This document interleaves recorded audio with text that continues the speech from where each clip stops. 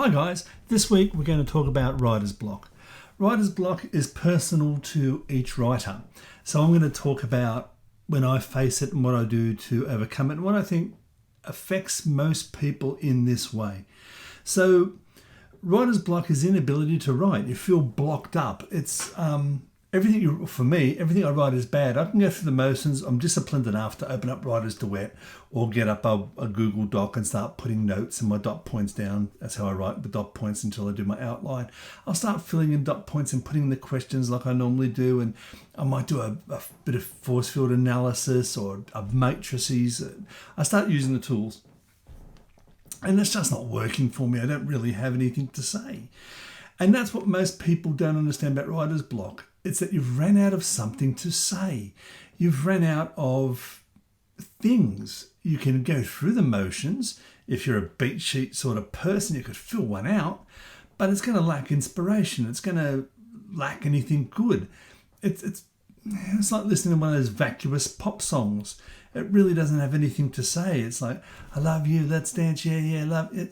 It's vacuous. It's not what you want to hear or what you want to say, and it has no meaning behind it. And you just feel that you've got the stuff in you, but it's blocked from coming out. Or you feel empty. You have nothing. So what can you do? So you've got an idea for a story. You know basically what you're thinking. The problem for me, and I think for most writers, is there's a few things you can do. You can't see the story you've got in front of you, so walk away from it. Start another story, write a poem, do a song, go for a jog.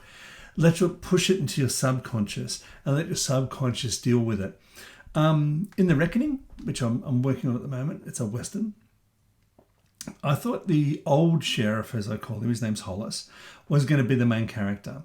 And I was a bit stuck. I couldn't really find the depth in Hollis. You know, he was a great guy and all that sort of stuff. And the new sheriff, him and Seth had a good relationship, and I could see where the story was going. It wasn't until I started bringing the deputy in and I could start looking at the world through the deputy's eyes that I could bring my own life experience to it. Having a boss or a mentor or someone to look up to sort of let you down. That's happened in your life. And this young deputy is let down by the two sheriffs. And suddenly that broke the story open for me, and it could tumble out. That's what I needed to do. I needed to find a way to bring life experience in. So when I say a younger writer, you may be 18, 14, 17, 21, whatever it is.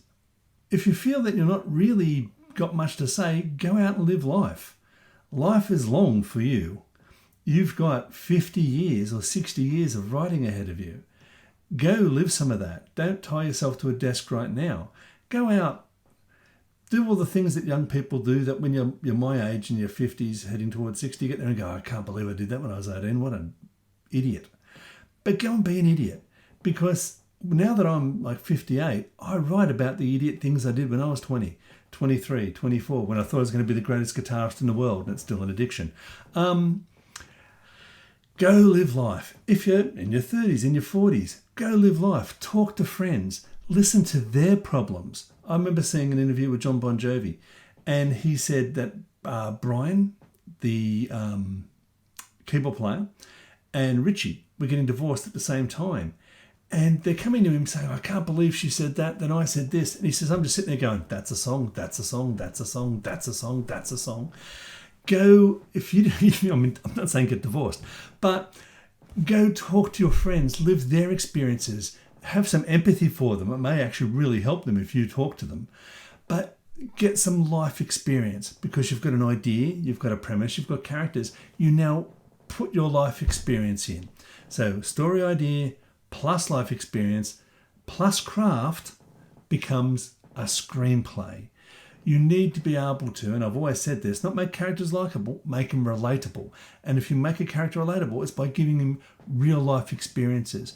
When a character reacts a certain way, everyone goes, yeah, I've done that. Yeah, that's like my mum. God bless her, dead now. She was one of those people that would argue with everybody. And she was in palliative care. She had like 48 hours to go. And as me and my son walked in to see her, she saw my son first and she goes, Jacob, that bloody nurse, and complained about the nurse. And Jacob said to her, Nana, I used to think you were going to be killed at the... I used to think you were going to die violently at the hands of a stranger. There's still a chance. That little joke between my son and his grandmother and how angry my mum was all the time is an experience I can bring to a character. That even though he loved his Nana and she was dying, he could still make fun of her. That's a bit of life experience. You've got to bring life experience into your story to make realistic stories. So when you're feeling blocked up, write something new that will get you back into the habit of writing. Go live life. That'll refuel your tank. And start writing things that you've done. Give your characters, write things out exactly as they happen in your family, or exactly as they happen in your neighbour's family, or exactly as happens to your friend. Because once you start putting it into a character, people won't really see it. People ask that question, oh, what about if I use my family experience? And everyone will say, oh, that's me. How could you write about me? You'd be amazed how unaware people are of themselves. They'll come and accuse you of some behaviour and you're sitting there going, oh, is this a mirror much? Like, you do this all the time. You don't see it in yourself. People don't see themselves, especially if you're writing something bad. If you go grab your angry dying mother and put it into a story, your brother might recognise it. Like my brother Rob will probably go, oh, it was Mum, huh? But other people won't. They won't put two and two together and say, that's Pat. She was just angry. They won't.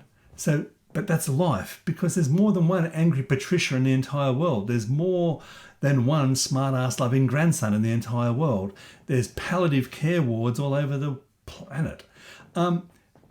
Just grab life experiences, add it to your craft, and this will break up your writer's block. Okay? Write something else, get out of your own way, and that's it. Could you do the things for me? That'd be really good. I share this stuff on forums, and I have huge conversations on the forums, which is fantastic. But if you'd leave a comment here, we can have a conversation here. That'd be really good as well. And until next time, guys, keep writing.